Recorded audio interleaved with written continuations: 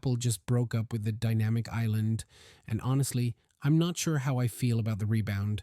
We are staring down the barrel of the most minimalist iPhone in history, but to get there, Apple might be about to commit a sin so grave, so Android esque, that the internet might actually explode.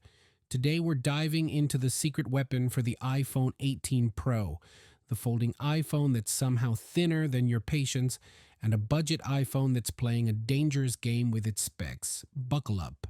Before we start, please leave a like on the video immediately if you think it will be useful to you. Subscribe if you don't want to miss our next videos, and if you want to watch them first, also activate the notification bell so you know immediately when there's news from the Apple world. Before we get to the phones, real quick, we need to talk about the absolute monster that just showed up on Geekbench. The new MacBook Pro M5 Max isn't official yet, but the benchmarks are already leaking like a sieve, and the numbers, they're terrifyingly good. We're looking at roughly 4,500 points in single core and over 31K in multi-score. But the real story here is the GPU. We're talking a score that could smash past 250K points. That is a number Apple has literally never touched before. It's like Apple just discovered chocolate for the first time and suddenly everything's better. Now, we don't know exactly which Macs are getting this beast yet. You can bet your bottom dollar the new MacBook Pro is first in line, but expect the full lineup to drop around WWDC in June. If you're a creative professional, your wallet is already crying. I can feel it. Okay, let's pivot to the iPhone 17, specifically the budget one. And I have mixed feelings, like eating ice cream with a fork, kind of mixed feelings. The good news, the notch is finally dead, RIP. This thing is getting the dynamic island, which is huge for a budget phone. It means the front is finally getting the modernization it deserves. But, and there's always a but with Apple, the screen is reportedly still stuck at 60 Hz. In 2024, or whenever this drops, 60 Hz. Look, I get it. It's the economic iPhone, but you can go buy a $500 Android right now with a 90 or 120 Hz display that scrolls smoother than butter. Apple keeping it at 60 Hz is like putting a Ferrari engine in a go-kart with square wheels. It just doesn't make sense. Here's the spec dump. 6.1-inch OLED, a 19 Pro chip, which is going to be fast, don't get me wrong, and a single camera. It'll probably land around the $500 to $600 mark. Is it a bad phone? No. Is it frustrating that they're gatekeeping promotion? Absolutely. McRumors and the rumor mill have been screaming about this for months, and honestly, I'm with them. It feels cheap. Now let's talk about the Shangri-La of Apple leaks. The iPhone Fold. I've seen the renders. You've seen the renders. At first, I thought the design looked questionable, but honestly, it's growing on me. It's kind of like that one haircut you hated at first, but now you love. It works. And here's the wild part. This thing is going to be thin, like dangerously thin. Rumors suggest it'll be just 4.5 millimeters open. That is thinner than my willpower at 2 a.m. Closed up, it's about 10 millimeters. For a foldable, that is top-tier engineering. We're hearing the iPhone Fold will be one of the first devices rocking the new A20 chip built on a 2-nanometer process.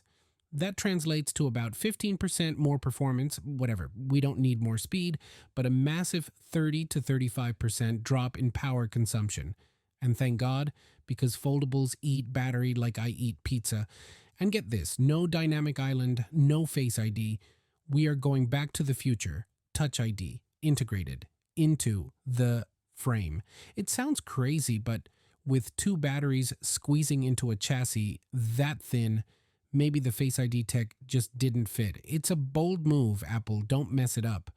All right, grab your pitchforks. We need to talk about the iPhone 18 Pro. The latest leaks, coming from some reliable sources who have been right before, paint a picture of an iPhone that is aggressively not an iPhone. Apple is supposedly moving the front camera, not center, not in an island, top left corner. That's it. Just a hole punch, like a Galaxy S10 from 2018. Why? because they're shoving the Face ID sensors under the display. So the front is just screen and a tiny black dot in the corner. Now the tech community is already losing their minds. But wait, if I take a selfie, I won't be looking at the camera. I'll look like I'm staring into the void. Guys, relax. If you've ever used an Android with this setup, and I review them for a living, you know this isn't a real problem. The software flips your eyes so fast you can't even tell. It's not a glitch, it's magic. Your Instagram selfies are safe. They might finally look less like a potato and more like a masterpiece. The iPhone 18 Pro and Pro Max are keeping the same sizes we expect, 6.27 and 6.86 inches, and they're keeping that gorgeous 120 Hz LTPO OLED. But the front? It's the dynamic island stripped down to its bare minimum. Just the camera. The sensors are ghosts living under the glass. Here's the hot take though. This is the bridge. Apple is playing the long game. This weird off-center camera design, it's a stepping stone. By clearing out the center, they are forcing us to get used to a screen with no interruptions. First, the sensors go under. Then, eventually, the camera goes under. And boom, you have the iPhone 20 or whatever the 20th anniversary commemorative edition is, and it is literally a slab of glass. No dots, no islands, no notches, just pixels. So, is the iPhone 18 Pro ugly because it looks like an Android from 5 years ago? Maybe. Is it going to be the most immersive, minimalist phone Apple has ever made? Absolutely. It's the end of an era, guys. The notch survived for years. The dynamic island had its moment, but in 2026, the era of the whole begins. I need to know what you think. Are you team keep the island or team under display everything? Does that top left camera make your skin crawl, or are you ready for the all-screen future?